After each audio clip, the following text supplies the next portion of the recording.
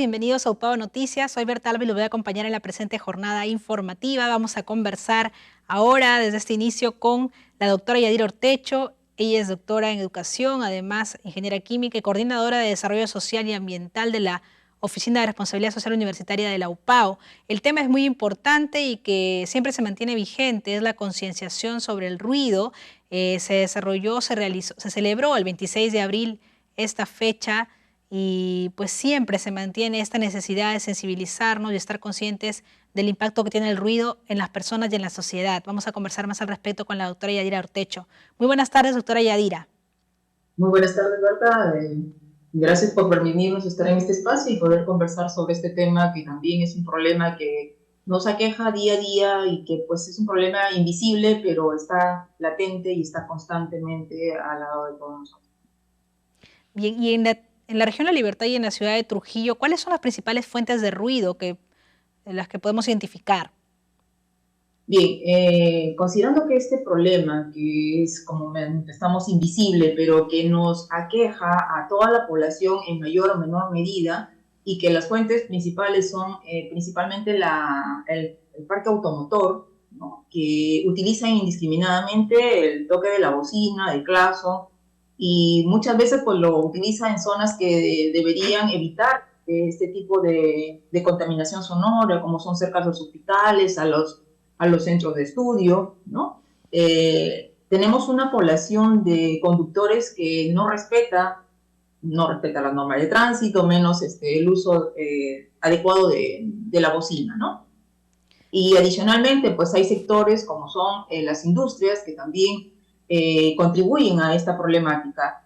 Hoy en día en nuestra ciudad tenemos bastante lo que es la contaminación a partir de la construcción.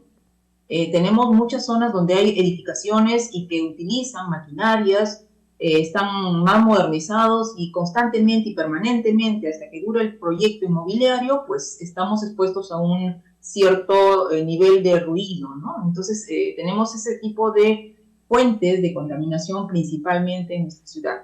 Y a ello se suma también los lugares de diversión, restaurantes o que también no tienen aislamiento del sonido y a bastantes decibeles, pues ponen su música o las orquestas en vivo también, ¿no? Música en vivo.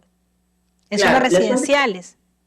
las fuentes que hemos mencionado generalmente es contaminación diurna. Ahora, si hablamos de las fuentes nocturnas, bueno, está asociado a estos centros nocturnos que realizan actividades recreativas, entre comillas, pero también tenemos, por ejemplo, lo que se realizan las fiestas familiares, Sí. ¿no? Por ejemplo, en este sector en el cual vivimos, vemos que constantemente, después de que ha pasado la pandemia, como que la gente ahora trata de reunirse, tener un momento de diversión y entonces muchas veces la música a todo volumen, con gran nivel de decibeles, entonces que eso atenta contra la tranquilidad de los moradores, ¿no? Porque eso, obviamente a altas horas de la mañana, a veces hasta toda la noche, están con un volumen bastante elevado, más de los 70 decibeles, que es un promedio de poder aceptar ese nivel de ruido, ¿no?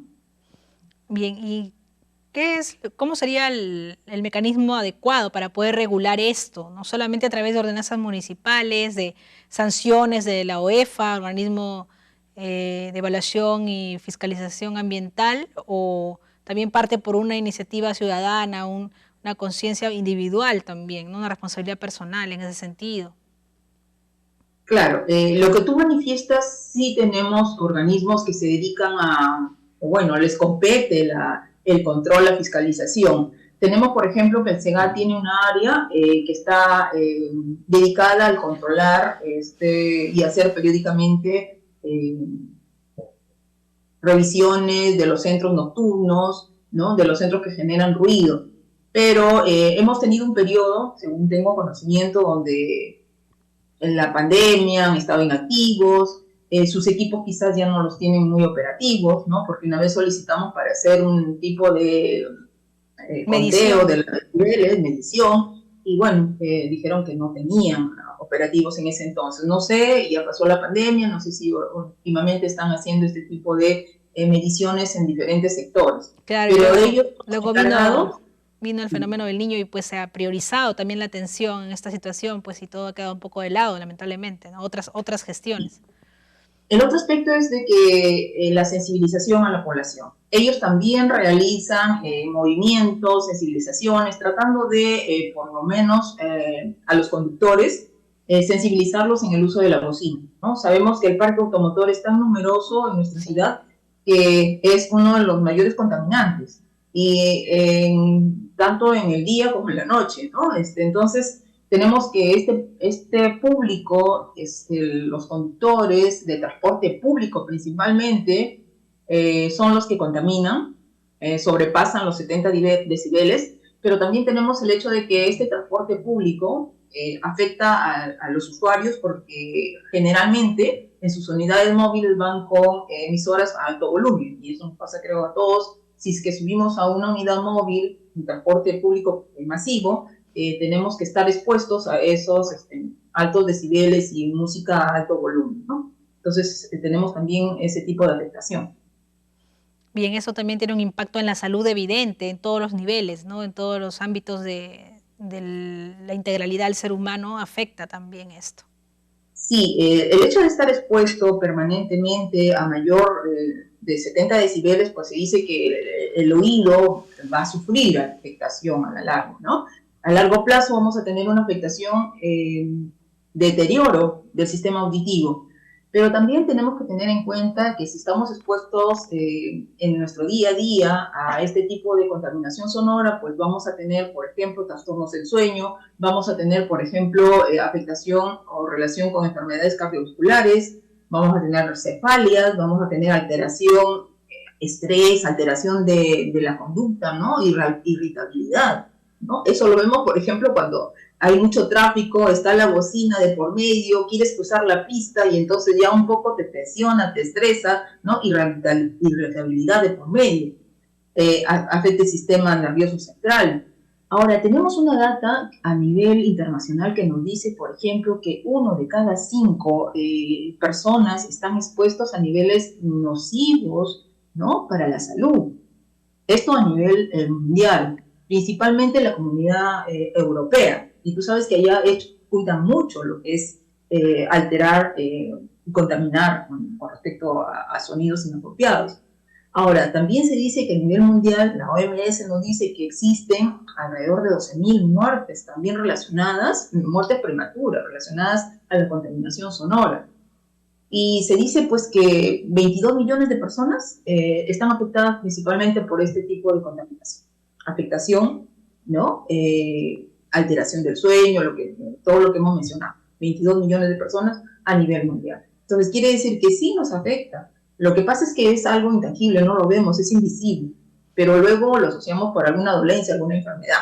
Entonces tenemos que ver de qué manera, como manifestaste, podemos restringir a partir de normas si las hay, si hay el ente que debe fiscalizar, pero también motivar y sensibilizar a nuestra población, ¿no? Porque nuestra población joven, por ejemplo, son los principales que se exponen sin saber las consecuencias, ¿no? Van a eventos, a reuniones donde están expuestos a altos decibeles por la música estridente que están normalmente compartiendo, ¿no? En sus momentos de ocio, de diversión, ¿no? Entonces tenemos que sensibilizar, dándole a conocer estos efectos, principalmente en la salud.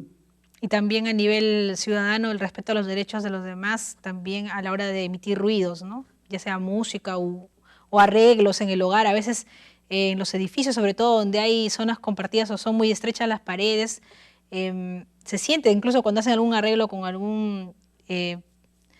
con una herramienta, no recuerdo el nombre ahorita, pero cuando se escucha claramente eso, los taladros, sí se escucha claramente y es bastante perturbador ese tipo de sonidos. O cuando, por ejemplo, el vecino, el poblador de los costados de tu vivienda, trata de hacer una refacción, ¿no? Y entonces sí, empieza una modificación, la construcción, el derrumbe, de repente de alguna parte habitacional, entonces te complica porque te producen ruido, ¿no? Entonces también nos vemos afectados. Ahora, las normativas que lo dicen, ¿no? El SEGAT tiene que venir y tiene que hacer medición y verificar si sobrepasa los decibeles que están permitidos. Entonces, mientras tanto, estás expuesto a ese ruido indeseado, ¿no? Así es, entonces es tarea de todos y también tenemos que cuidarnos unos a otros también en sociedad y exigir a las autoridades que cumplan estas medidas preventivas también. Muy bien. Eh, También me comentaban, por ejemplo, los de SEGAP, cuando queríamos realizar algún tipo de sensibilización y concientización y a la vez ver si es que en determinados puntos críticos cómo aplicar las multas que también están estipuladas, ¿no? Ellos decían, pues van con el sonómetro y tienen que medir cuánto de decibeles, pero ¿cómo mides que es este auto A o el auto B o el auto C? Porque el ruido se emite y se expande, ¿no? Entonces no es tan fácil determinar quién hizo o produjo ese ruido. Entonces ahí un poquito complicado. Me manifestaban en ese entonces los que estaban a cargo de ese gas, ¿no? Entonces se recae mucho más en el peso del trabajo en el tema educativo y preventivo. Preventivo más que todo, sí. Muy bien, doctora Yadira Ortecho, le agradecemos su participación en UPAO Noticias para hablar sobre este interesante tema. Hasta otra oportunidad. Muchas gracias con todos. Hasta luego. Otra oportunidad. Gracias. Damos una pausa y regresamos con más.